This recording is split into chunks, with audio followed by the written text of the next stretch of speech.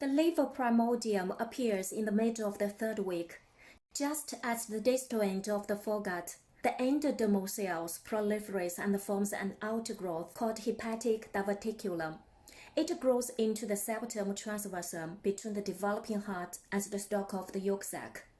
In the septum transversum, endodermal epithelium in the ventral wall of the foregut proliferates and enlarges rapidly and develops into two parts.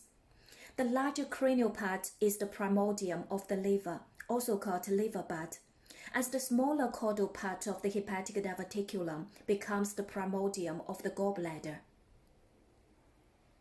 In the septum transversum, the endodermal cells proliferate and give rise to interlacing cords of hepatic cells and the lining of the biliary duct.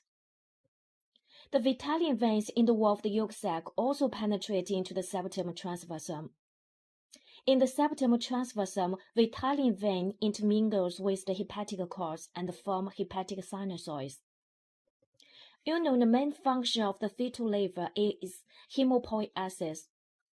Hemopoiesis begins during the 6th week, giving the liver a bright reddish appearance. This hemopoietic activity is mainly responsible for the relatively large size of the liver between the 7th to the 9th week of the development.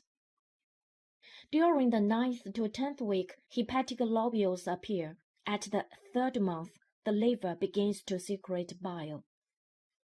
The visceral peritoneum, except on its cranial surface, is derived from the mesoderm of the septum transversum, and the cranial surface of the liver remains in contact with the septum transversum, never covered by peritoneum, and forms the bare area of the liver.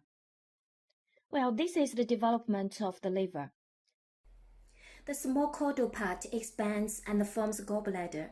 The stalk of the caudal part forms a cystic duct. The stalk connecting the hepatic and cystic duct to the duodenum becomes the bile duct. Initially, bile duct attaches to the ventral wall of the duodenum. As duodenum grows and rotates, the entrance of the bile duct is carried to the dorsal wall of the duodenum. Initially, the extrahepatic biliary apparatus is obliterated because of the proliferation of epithelial cells. Later, it's recanalized because of the apoptosis of epithelial cells.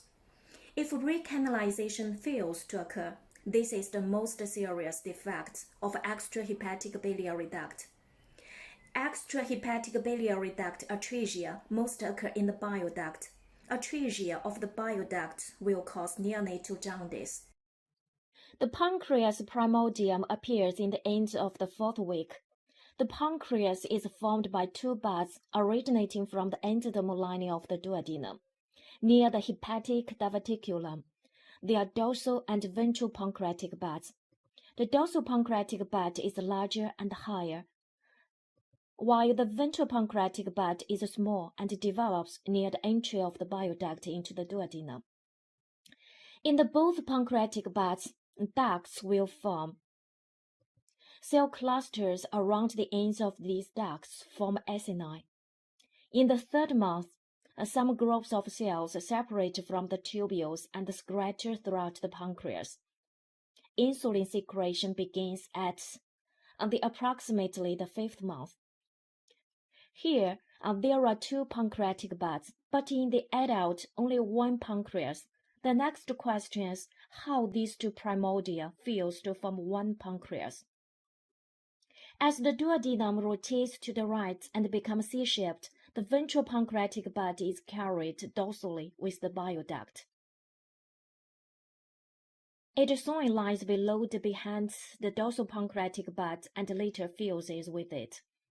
The ventral pancreatic bud forms an acinic process and inferior part of the head of the pancreas. Other parts of the pancreas are derived from the dorsal pancreatic bud.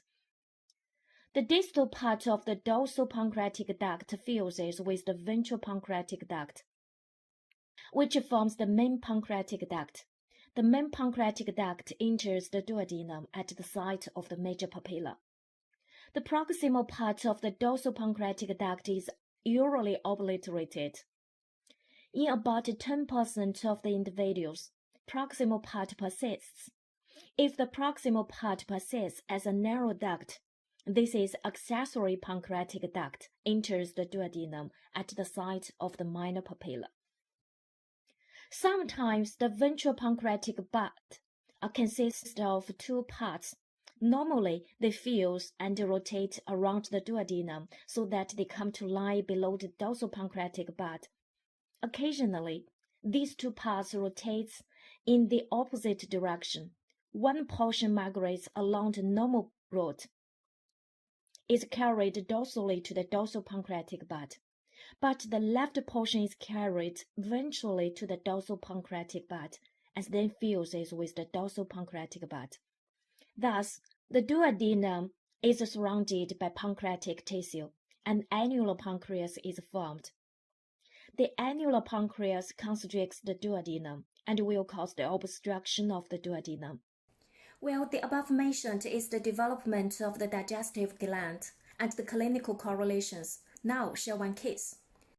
A 2-month-old baby with a severe jaundice also has dark-colored urine and white clay-colored stool. Which kind of disorder would be suspected, and explain the embryological origin of this defect? Please leave your comments in the discussion forum. Thanks for listening. See you next time.